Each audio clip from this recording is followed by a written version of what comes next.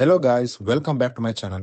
ನೀವಿನ್ನು ನನ್ನ ಚಾನಲ್ಗೆ ಸಬ್ಸ್ಕ್ರೈಬ್ ಮಾಡ್ಕೊಂಡಿಲ್ಲ ಅಂತಂದ್ರೆ ಈಗಲೇ ಸಬ್ಸ್ಕ್ರೈಬ್ ಮಾಡಿ ಮತ್ತು ನನ್ನ ಹೊಸ ಪ್ರಯತ್ನಗಳಿಗೆ ಸಪೋರ್ಟ್ ಮಾಡಿ ಅಂತ ಕೇಳ್ಕೊತೀನಿ. ಇಂಟ್ರೋ ಮುಗೀತು, ಸಿನಿಮಾ ಒಳಗೆ ಹೋಗೋಣವಾ? Uyir, written and directed by M Padmakumar, starring by Roshan and many more. ಒಂದು ಮರ್ಡರ್ ಇನ್ವೆಸ್ಟಿಗೇಷನ್ ಸುತ್ತ ಹಲವಾರು ಟ್ವಿಸ್ಟ್ಸ್ ಅಂಡ್ ಟರ್ನ್ಸ್ಗಳು ಕಟ್ಟಿಕೊಡುವಂತ ಪ್ರಯತ್ನ ಈ ಸಿನಿಮಾ. ಆದ್ರೆ ಕೊನೆಯಲ್ಲಿ ಇದೊಂದು ಆವರೇಜ್ ಸಿನಿಮಾ ಆಗಿ ಉಳಿದ್ಬಿಡುತ್ತಾ? ನೋಡ್ಕೊಂಬರೋಣ ಬನ್ನಿ. ರೋಷನ್ ಈ ಸಿನಿಮಾದಲ್ಲಿ ಅಜೀಬ್ ಎಂಬ ಎಸ್ಐ ಪಾತ್ರದಲ್ಲಿ ಕಾಣಿಸ್ಕೊಂಡಿದ್ದಾರೆ. ಚೈಲ್ಡ್ಹುಡ್ ನಲ್ಲಿ ನಡೆದ ಒಂದು ಟ್ರಾಜಡಿ ಅವನ ಮನಸ್ಸಿನಲ್ಲಿ ಆಳವಾದ ಗಾಯನ ಬಿಟ್ಟಿರುತ್ತದೆ. ಸೊ ಹೀಗಿರ್ಬೇಕಾದ್ರೆ ಒಂದಿನ ಮಹಿಳೆಯ ಡೆಡ್ ಬಾಡಿ ಬಾವಿಯಲ್ಲಿ ಪತ್ತೆ ಆಗುತ್ತೆ. ಈ ಕೇಸ್ನ ಇನ್ವೆಸ್ಟಿಗೇಷನ್ ಮಾಡೋ ವೇಳೆ ಅಜಿತ್ ತನ್ನ ಪಾಸ್ಟ್ ಟ್ರಾಮಾಯನ್ನು ಕೂಡ ಎದುರಿಸಬೇಕಾಗಿ ಬರುತ್ತೆ. ಆನ್ ಪೇಪರ್ ಸಿನಿಮಾದಲ್ಲಿ ಒಳ್ಳೊಳ್ಳೆ ಐಡಿಯಾಸ್ಗಳಿವೆ.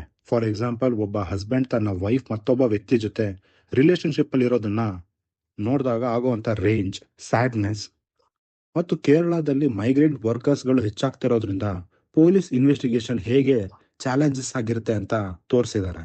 ಹಾಗೇನೆ ಒಂದು ಡ್ಯಾನ್ಸ್ ಶೂಟ್ ಮರ್ಡರ್ ಕ್ಲೂಗೆ ಹೇಗೆ ಲೀಡ್ ಆಗುತ್ತೆ ಅನ್ನೋದು ಒಂದು ಸಬ್ಪ್ಲಾಟ್ ಕೂಡ ಇದೆ. ಇವೆಲ್ಲವೂ ಒಳ್ಳೆ ಐಡಿಯಾಸ್ಗಳೇ, ಆದರೆ ಸ್ಕ್ರೀನ್ ಪ್ಲೇನಲ್ಲಿ ಎಲ್ಲವನ್ನ ಕಂಪ್ಲೀಟ್ಲಿ ಯೂಸ್ ಮಾಡ್ಕೊಂಡಿಲ್ಲ ಅನ್ನೋದು ನನ್ನ ಅನಿಸಿಕೆ. ಫ್ಲಾಶ್ ಬ್ಯಾಕ್ ಸೀನ್ಸ್ಗಳು ಪದೇ ಪದೇ ಬರುತ್ತೆ. ಒಂದೇ ಈವೆಂಟ್ನ ಡಿಫ್ರೆಂಟ್ ವ್ಯೂ ಪಾಯಿಂಟ್ಸ್ಗಳ ಮೂಲಕ ತೋರಿಸೋದು ಪ್ರಯತ್ನ ಚೆನ್ನಾಗಿತ್ತು.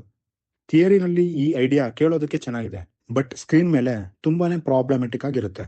ಬಿಗ್ಗೆಸ್ಟ್ ನೆಗೆಟಿವ್ ಅಂತ ಅನ್ಸಿದ್ದು ನನಗೆ ಈ ಸಿನಿಮಾವನ್ನ ಅವರು ಚಾಪ್ಟರ್ಸ್ಗಳ ರೀತಿ ಡಿವೈಡ್ ಮಾಡಿರೋದು. ಈ ಸಿನಿಮಾಗೆ ಅದರ ಅವಶ್ಯಕತೆನೇ ಇರಲಿಲ್ಲ. ಇನ್ವೆಸ್ಟಿಗೇಷನ್ ಪಾರ್ಟ್ ನಲ್ಲಿ ಸುಮಾರು ಕೋ ಇನ್ಸಿಡೆನ್ಸಸ್ಗಳು ಬರ್ತದೆ. ಫಾರ್ ಎಕ್ಸಾಂಪಲ್, ಟೀ ಸ್ಟಾಲ್ ನಲ್ಲಿ ಒಬ್ಬ ವಾಂಟೆಡ್ ಪರ್ಸನ್ ಇಮಿಡಿಯೇಟ್ ಆಗಿ ಸಿಗೋದು, ಮಿಸ್ಸಿಂಗ್ ಮಕ್ಕಳು ಸ್ಲಮ್ ನಲ್ಲಿ ಸಿಗೋದು, ಇವೆಲ್ಲ ಸೀನ್ಸ್ಗಳು ಅಷ್ಟೊಂದು ಕನ್ವಿನ್ಸಿಂಗ್ ಆಗಿರಲಿಲ್ಲ. ಎಮೋಷನಲ್ ಸೀನ್ಸ್ಗಳು ಕೂಡ ಅಷ್ಟಾಗಿ ವರ್ಕ್ ಆಗೋದಿಲ್ಲ.